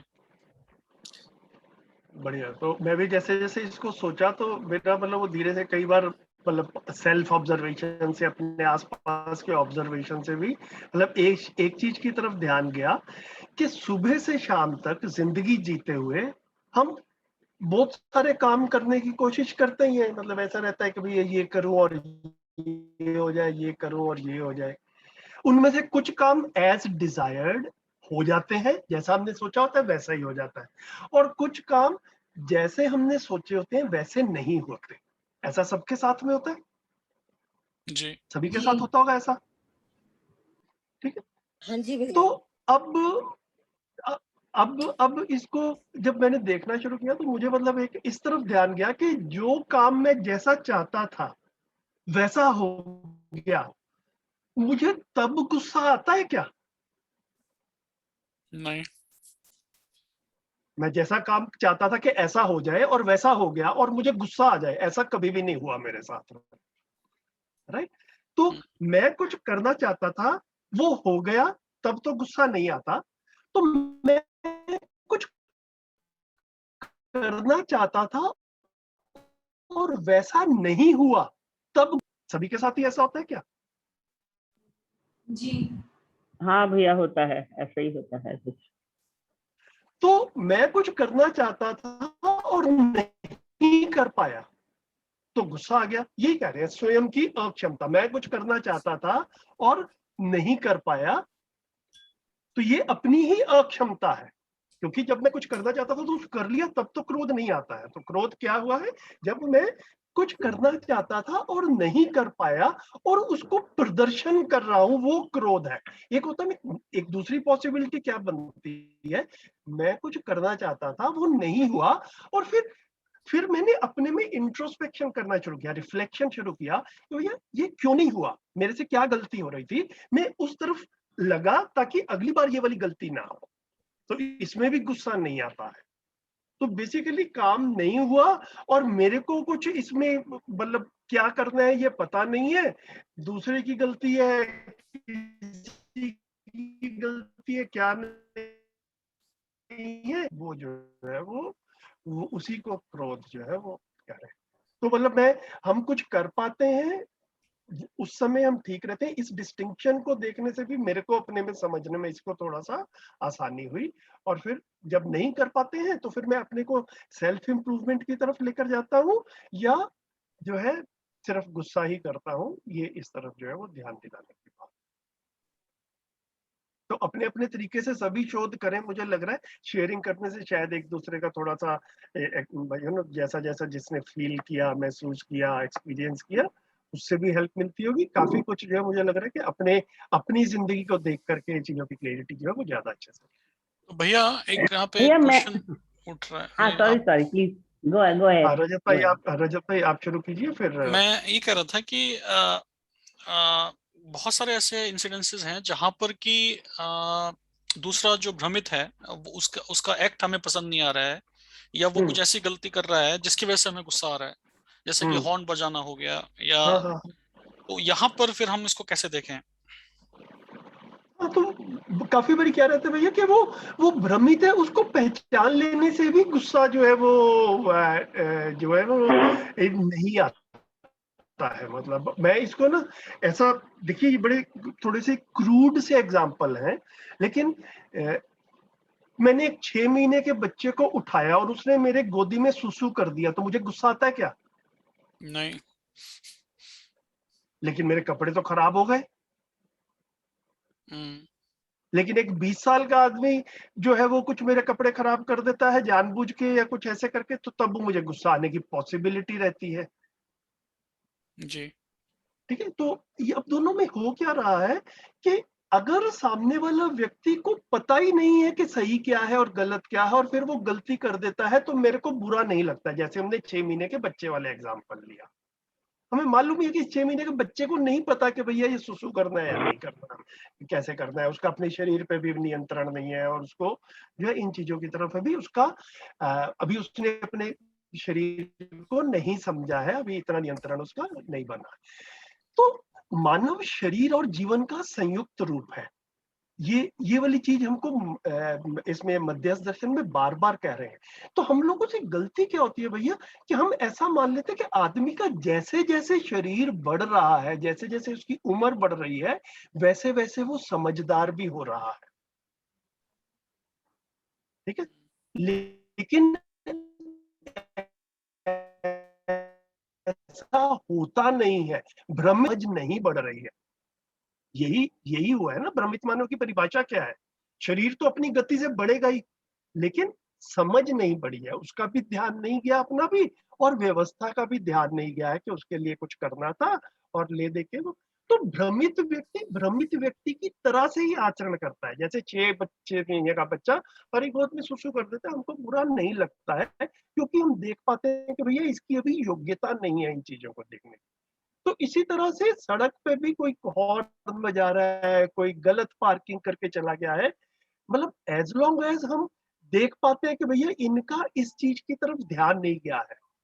ठीक है, तो अपने में मुझे लगता है कि एक ये क्रोध वाली स्थिति पे एक एक जो है ना वो कुछ स्वयं स्फूर्त विधि से स्व नियंत्रित सा थोड़ा थोड़ा होता है। इसका ये मतलब नहीं है भैया कि करना कुछ नहीं है, लेकिन मैं ही आज आज निकल करके सारे सारे दिल्ली के ट्रैफिक को या सारे इंडिया के ट्रैफिक को और सब ड्राइवर्स को सबक सिखा दूंगा और ठीक कर दूंगा, है ना? ये भी होने वाला नहीं है। ठीक है, तो होगा कैसे ये हमें पता हो और फिर जैसे होगा वैसे हम करें। तो यहाँ पर प्रस्ताव ये दे रहे हैं कि भैया ये होगा, ये अपनी गति से होगा। ठीक है, तो जो जो उसमें समय लगना है वो समय भी कितना लगेगा, कैसे लगेगा, उसको भी एक एक जागृत व्यक्ति, एक समझदार व्यक्ति ज्यादा अच्छे से समझ सकता है। और फिर उस समय के दौरान भी वो जो है वो परेशान नहीं होता। जैसे 6 महीने का बच्चा, आज आज उसने कुछ किया और हमको बुरा लगा, अब वो कल तक ही ठीक हो जाएगा ऐसा सोचना भी ठीक नहीं है। अब उसको कई साल लगेंगे ठीक होने में। ऐसा जब पता चलता है तो हम वो वाले साल भी बीच वाले जो है वो हम बिना क्रोधित हुए निकाल पाते हैं। जी भैया। इन चीजों की तरफ ध्यान नहीं जाता है तो आदमी क्रोधित रहता है। फिर ऐसा भी दिखते ही, ऐसा भी पेरेंट्स दिखते हैं कि भैया इन चीजों पे भी इरिटेटेड होते रहेंगे, क्रोधित होते रहेंगे। तो मतलब ये देखा जाए कि हम जब दूसरे की स्थिति का अनुमान लगा लेते हैं तो हमारा भाव जो है वो वैसा बन जाता है उसके, है जी ना? तो भैया। दूसरे की स्थिति का, कौन सी स्थिति का? उसकी मानसिक स्थिति का, उसकी भ्रम या समझ वाली स्थिति का, उसके जीवन वाले पार्ट का। सिर्फ सिर्फ ये नहीं कि उसके पास में उसकी उम्र बड़ी हो गई या उसके पास में गाड़ी है तो उसका व्यवहार भी अच्छा ही होगा। ऐसा हम लोग देख ही पाते हैं कि जिन परिस्थितियों में हम जी रहे हैं वैसा नहीं है। जी भैया, धन्यवाद। बढ़िया भैया। भैया एक फीलिंग ऑफ हेल्पलेसनेस भी तो आती है, उससे भी हो जाता है? तो दीदी फिर से वापस करता हूँ सवाल, 6 महीने का बच्चा जब हमारी गोद में सुसु कर देता है तो तब क्या फीलिंग ऑफ हेल्पलेसनेस आती है? नहीं, क्यों नहीं आती है तब? because the child is helpless, that we can see. तो यहाँ पर भी जो हॉर्न बजा रहा है ना दीदी, ही इज आल्सो हेल्पलेस, बस इतनी सी बात कर रहे हैं।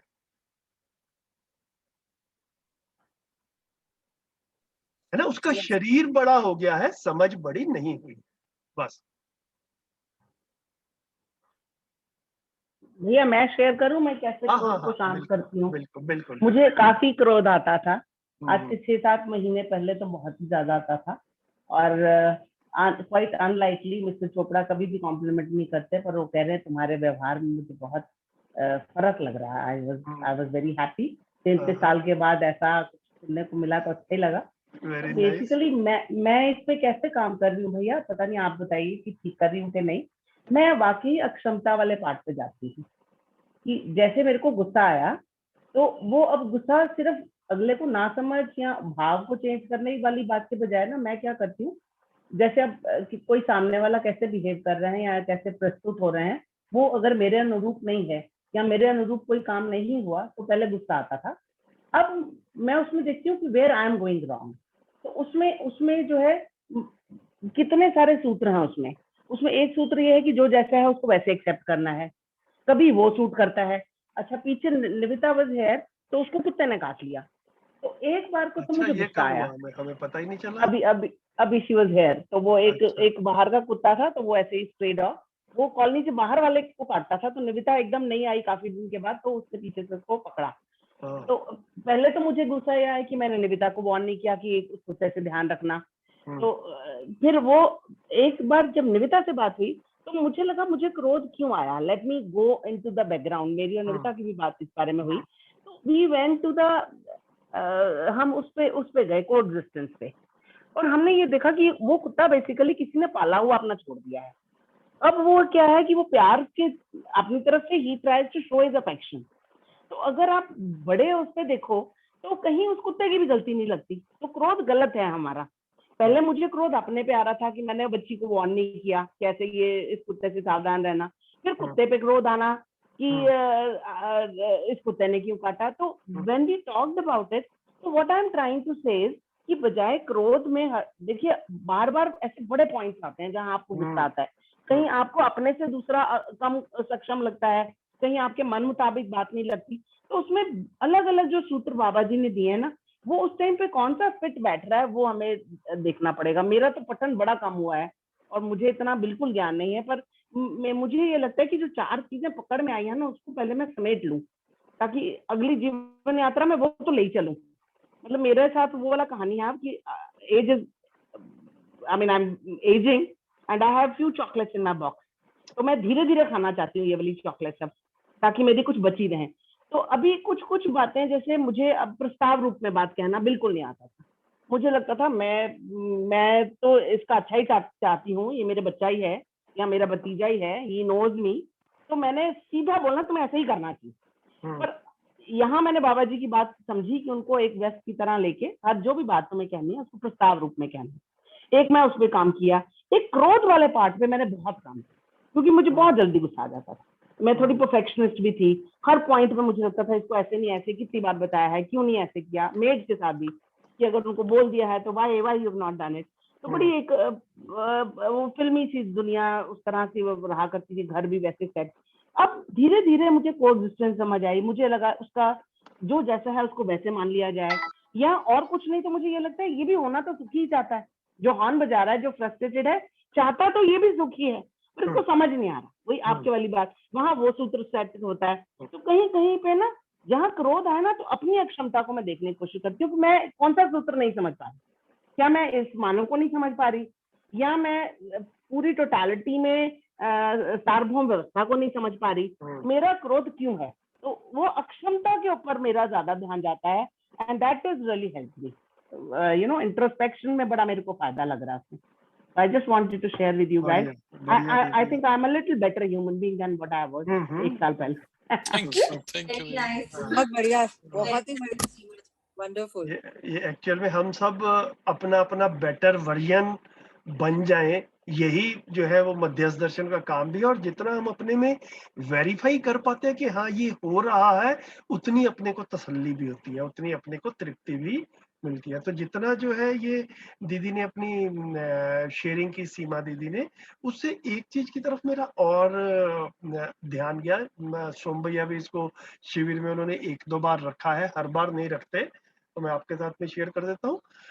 तो उसमें ये निकल कर आता है कि जैसे हम ना क्रिकेट का मैच देखते हैं या कोई भी स्पोर्ट्स देख रहे हो टीवी पे, तो एक तो ना नेचुरल स्पीड से गेम हो रही होती है, और एक होता है कि जो उसके इंटरेस्टिंग मूवमेंट्स होते हैं, जैसे अगर हॉकी या फुटबॉल में गोल हो रहा है, या क्रिकेट में किसी ने सिक्सर मारा या कोई आउट हुआ, तो उस वाले मूवमेंट्स को ना फिर वो जो कैमरामैन है या टीवी का चैनल है, वो उसको बार बार स्लो मोशन में दिखाते हैं। ऐसा हम सब ने देखा ही है अपने अपने, जब भी इस तरह के मूवमेंट्स आते हैं, तो वो स्लो मोशन पे देखकर क्या होता है कि हम वो इवेंट ना किस तरह से छोटे छोटे स्टेप्स में हुआ, उसको हम बड़ी बारीकी से देख पाते हैं।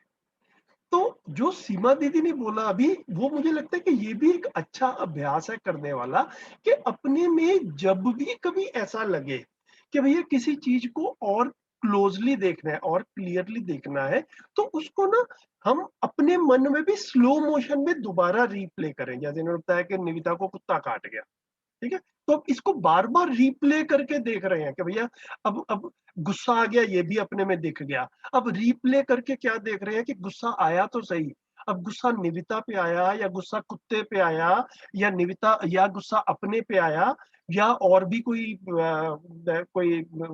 एंटिटी थी जिसके ऊपर गुस्सा आ रहा था, किस पे गुस्सा आया, घटनाक्रम क्या हुआ। तो ये जितना हम इसको रीप्ले करके देखते हैं ना अपने में, जितना हम उसको आइडेंटिफाई कर पाए कारण को, ठीक है।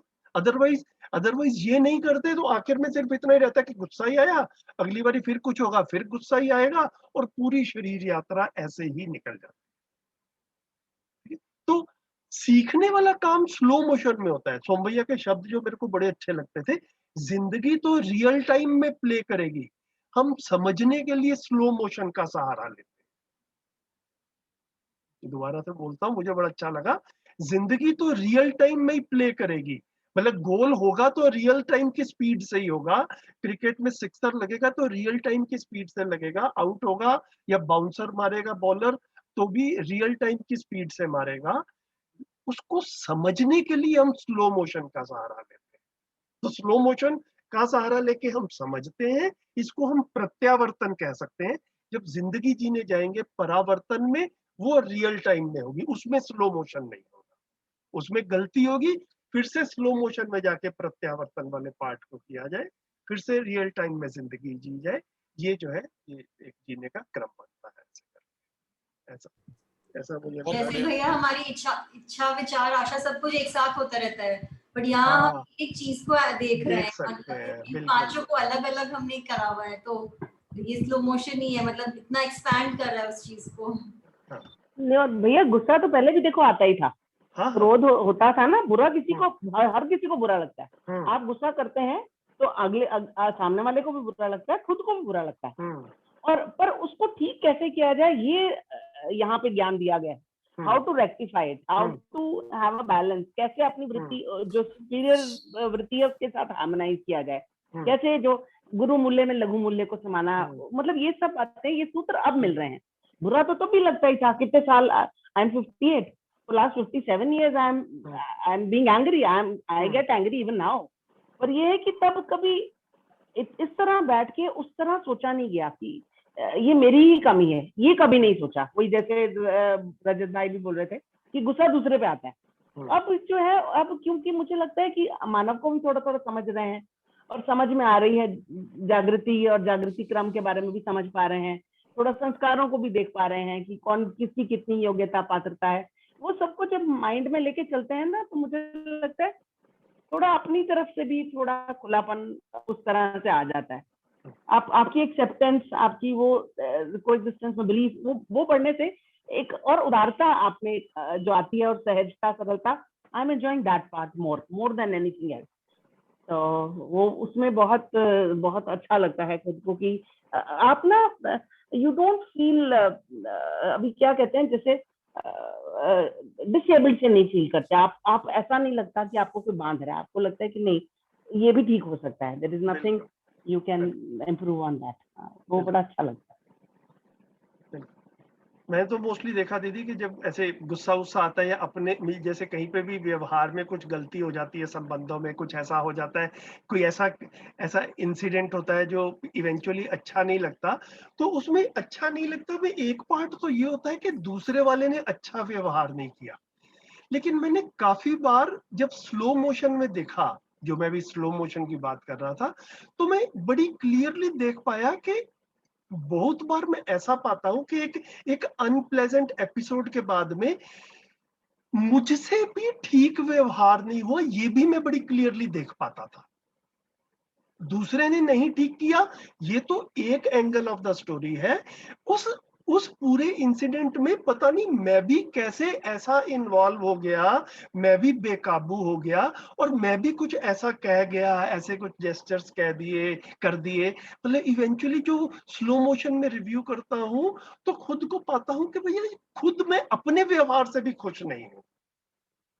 ठीक, तो इसमें एब्सोल्युटली ओके, तो उसमें अब करने वाला काम क्या है, सामने वाले का जब ध्यान जाएगा, वो जब करेगा वो उसकी मौज। ठीक है, अपने पे तो मैं इमीडिएटली काम कर ही सकता हूँ। तो ये पूरा का पूरा मध्यस्थ दर्शन का कार्यक्रम जो है, ये सेल्फ इम्प्रूवमेंट का कार्यक्रम है। जितना हम इम्प्रूव होते हैं और जितना इस इम्प्रूवमेंट को दूसरे लोग एविडेंस के रूप में, निश्चित आचरण के रूप में देख पाते हैं, वो नेचुरली एक प्रेरणा का काम करता है। It is as simple as that. बहुत अच्छा भैया आपने इस पे ध्यान दिलाया कि दूसरा भी जब क्रोधित हो रहा है तो हमें क्या बीत रहा है ना, हम कैसे प्रस्तुत हो रहे हैं। मैं एक ऑफिस में काम करता था, तो हमारे एक सीनियर थे, मेरे को उनके शब्द अभी तक याद है। वो ना किसी एक व्यक्ति के व्यवहार से बड़े परेशान हो जाते थे और फिर खुद भी ऐसा बोल जाते थे, और बाद में ना उनके शब्द ये आते थे, वो कहते थे कि यार ये XYZ जो है ना, he brings out the animal in me. मेरे अंदर का कोई जानवर है जो उसके सामने आने से निकल कर आ जाता है। ठीक है, तो अब मेरे अंदर एक जानवर है, ये तो एक सच्चाई है, वो उसके सामने आने से निकल कर आ जाता है, वो एक दूसरी सच्चाई है। लेकिन ये मेरे अंदर का जो जानवर है, द एनिमल इनसाइड मी, मैं नहीं चाहता कि मेरे अंदर ये एनिमल रहे। ठीक है, तो जब इस तरफ ध्यान जाता है तो फिर सेल्फ इम्प्रूवमेंट का काम शुरू।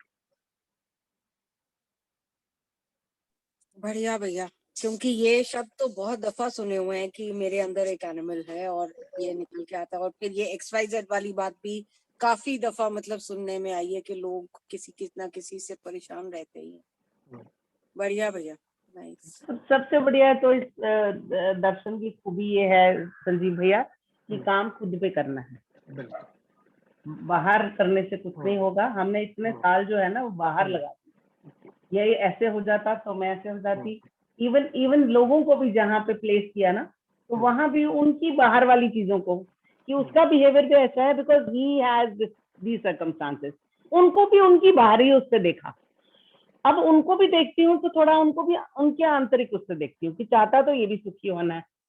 तो मतलब वो एक total shift in perspective you can say is there. एक तो दूसरों को देखना कम होके अपनी तरफ ध्यान जाता है। पूरी बातें समझ नहीं आई है अभी, वही चिंतन चित्त वो लेवल पे प्लेस करने की कोशिश करती हूँ। प्रॉपर अभी पठन और अध्ययन करने का होगा तो समझ आएगा। पर ये है कि हाँ, ध्यान जाने लगा। पहले तो बिल्कुल नहीं जाता था ना, पहले तो ये लगता था हमने और भैया एक और बात बड़ी इंटरेस्टिंग शेयर करती हूँ।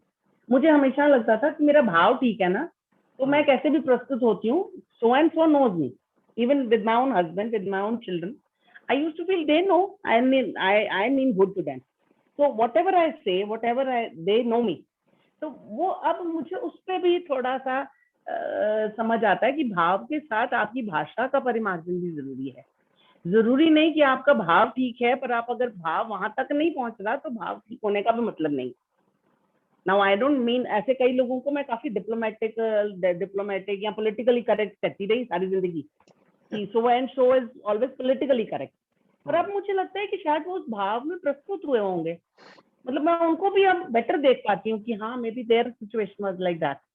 तो मुझे लगता है कि भाव के साथ मुझे हमेशा लगता था कि आपका भाव ठीक है तो आगे तक पहुंचेगा ही, पर अब मुझे उसके साथ साथ भाव के साथ प्रस्तुति और थोड़ा बहुत भाषा के ऊपर भी I am working on it.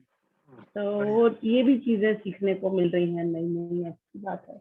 Good. बहुत लेट हो गए हम ज्वाइन नहीं करने में, नहीं, पर जब कोई जागो अगली तभी शरीर सोया। यात्रा से। हाँ, अगली शरीर हाँ, यात्रा, अभी बिल्कुल। अगली सही है। ठीक है। अभी ये मोह जो है, इसको कह रहे हैं मुग्ध हो जाना ही मोह है। इसको मतलब अगर दूसरी भाषा में अगर कहें ना, तो जो कहा, जो मतलब मैं इसका इंटरप्रिटेशन करता हूँ और जो सोम भैया भी जैसे शिविर में रखते हैं कि शरीर के आधार पर संबंध को पहचानना जो है ना, इसको मोह कहते भैया इसमें बस मैं ऐड करूंगी, परिभाषा में दिया है मुग्धता को अज्ञानवश अधिमूल्यन क्रिया। हाँ, तो शरीर का अधिमूल्यन कर लेना, इसको ऐसा कह सकते हैं अभी, है ना। तो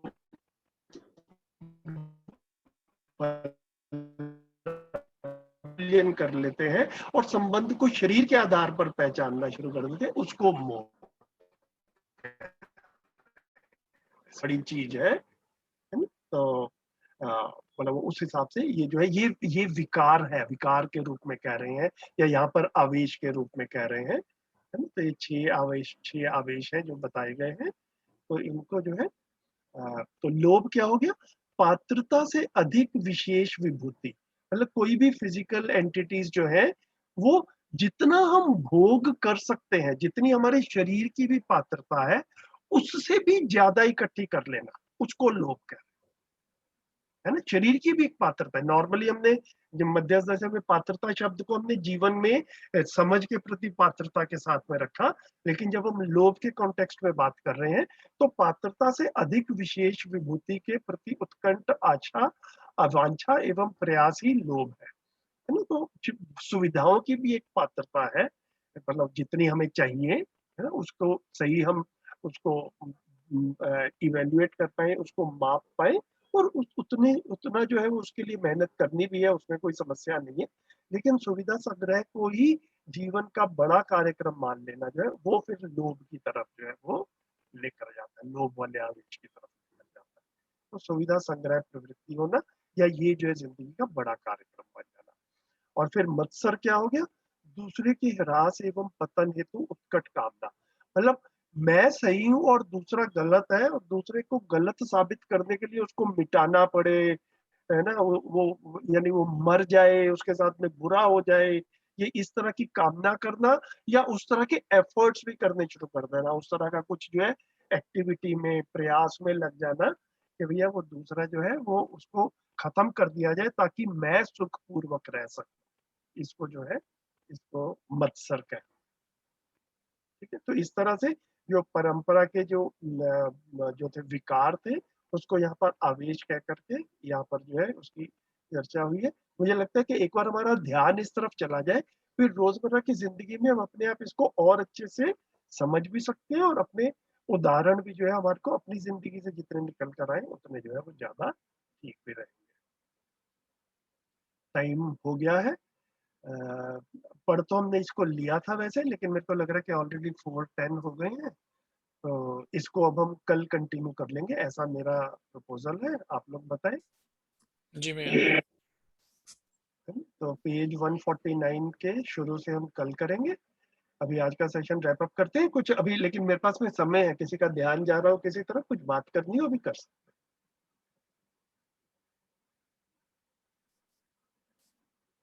भैया इसको हम और एक चीज से जोड़ सकते हैं, जैसे हम बोलते हैं समझदारी, जिम्मेदारी, ईमानदारी और भागीदारी, हाँ जी। है ना। तो ये हम अपनी जिम्मेदारी से हम अपने आप को कंट्रोल करें, मतलब हमारी ये जिम्मेदारी है कि हम ठीक से बिहेव करें। हाँ हाँ, बिल्कुल बिल्कुल। तो वो जो जब हम मूल्यों की बात करते हैं ना कि किसी वस्तु की उपयोगिता, तो मेरी उपयोगिता औरों के लिए है, ये एक अलग चीज है। मेरी परिवार में एक उपयोगिता है, मेरी समाज के लिए एक उपयोगिता है, मेरी प्रकृति के लिए एक उपयोगिता है, मेरी स्वयं के लिए भी एक उपयोगिता है ना। तो मेरी अपने प्रति जो उपयोगिता है उसी को मैं अपने प्रति जिम्मेदारी भी जो है वो मान सकता हूँ। तो जब हम जिम्मेदारी की बात कर रहे हैं, जिम्मेदारी हमारी बच्चों के प्रति है, समाज के प्रति है, वो एक्सटर्नल जिम्मेदारी के रूप में भी एक अपनी ठीक बात लगती है। मेरी अपने प्रति भी जिम्मेदारी है ही। हम ये सारा जो समझ रहे हैं ये हम अपने प्रति अपनी जिम्मेदारी ही निभा रहे हैं, तो बिल्कुल ठीक बात है। इसको अपने प्रति जिम्मेदारी कह सकते हैं, इसमें कोई गलत बात नहीं है। थैंक यू भैया। ठीक है, चलिए बढ़िया। मैं देख रहा हूँ कि आज महेश भाई, देव भाई, राहुल जी, प्रतिभा जी बिल्कुल भी बोले नहीं है, बाकी चर्चाएं चलती रही सारी। तो कोई बात नहीं, चर्चा अच्छी हो गई। हाँ जी, नमस्ते भैया। नमस्ते नमस्ते। आप लोगों से सुन रहे हुए बस बड़े लोग आप सब एक्सपीरियंस है और काफी कुछ मतलब सीखने को मिलता है और सब सुनना। नहीं, लेकिन आप भी जब आप सब भी बोलते हैं, प्रतिभा जी आप भी जब बोलते हैं, तो वो भी एक मेरे को लगता है कि वो भी अपनी यात्रा के लिए, आपकी अपने समझने के लिए और हम सब के लिए वो भी अच्छा रहता है। तो कल जो है कोशिश करेंगे महेश भाई, देव भाई, प्रतिभा जी, राहुल जी, आप लोग जो है थोड़ा सा ये पढ़ने वाले, जो आगे पढ़ने वाला है, इसकी थोड़ी सी ऐसा आपसे शुरू करेंगे, आप में से जो भी उपलब्ध रहेंगे कल। जी भैया। ठीक है, चलिए ठीक है, नमस्ते, कल मिलते हैं। नमस्ते जी सभी को। नमस्ते सभी को। नमस्ते सबको, थैंक यू सबको नमस्ते, थैंक यू।